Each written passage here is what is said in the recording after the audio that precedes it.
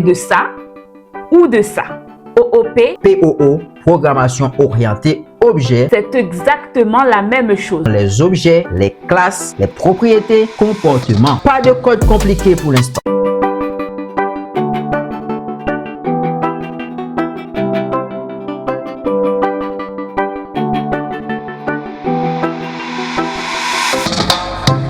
Salut à tous et bienvenue sur la chaîne Solid Code App. Je suis ici avec Marie. Salut à tous et bienvenue dans cette nouvelle série de vidéos.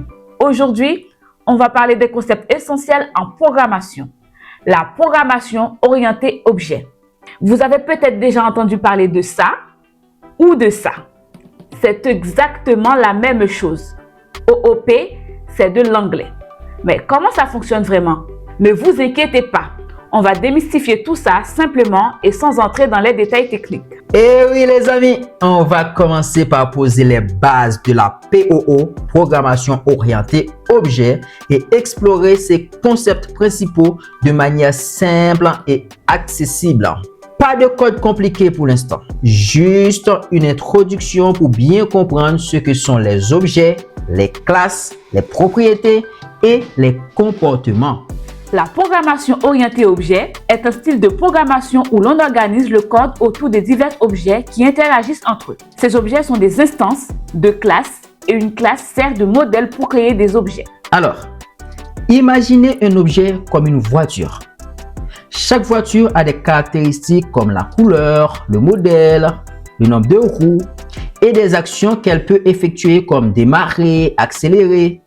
En POO, programmation orientée objet, on modélise ces éléments sous forme d'objets et de classes.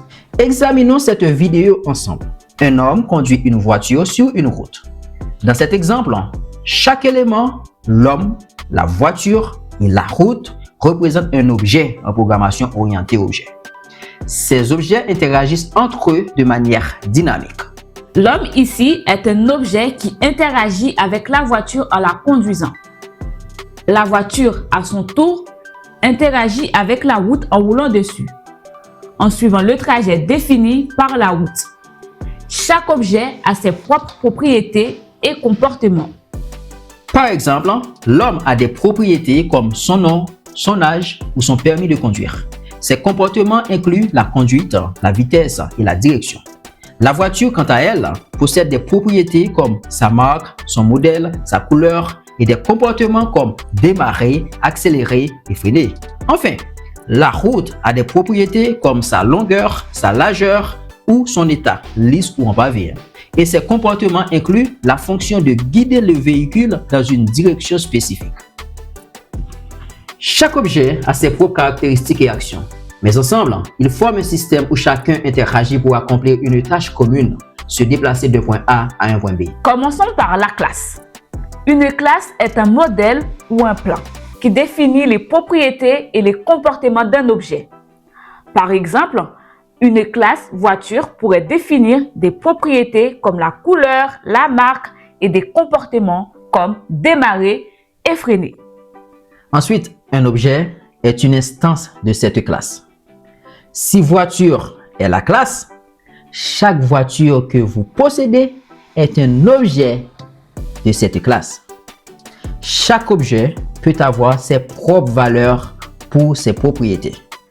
Les propriétés, c'est ce qu'on appelle des attributs. Ce sont les caractéristiques d'un objet. Par exemple, la couleur, la marque ou la vitesse d'une voiture sont des propriétés. Les comportements, en revanche, ce sont des actions que l'objet peut accomplir. Pour une voiture, ça pourrait être démarrer, accélérer, freiner.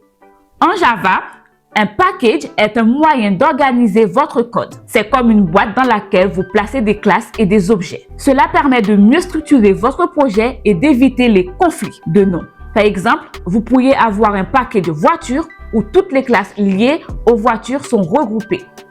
Alors, les packages permettent de garder le code propre, organisé et facile à gérer, surtout quand on travaille sur de gros projets.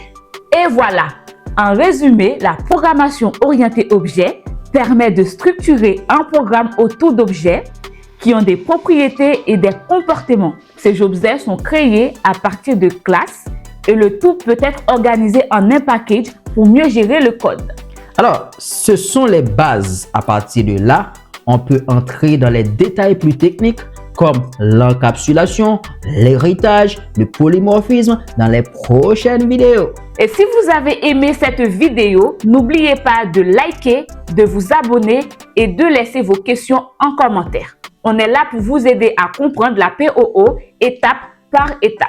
Et merci d'avoir regardé cette vidéo et à très bientôt pour plus de tutoriels sur la programmation orientée objet en Java. Et n'oubliez pas, ne lâchez pas votre écran noir car la pratique, c'est la clé.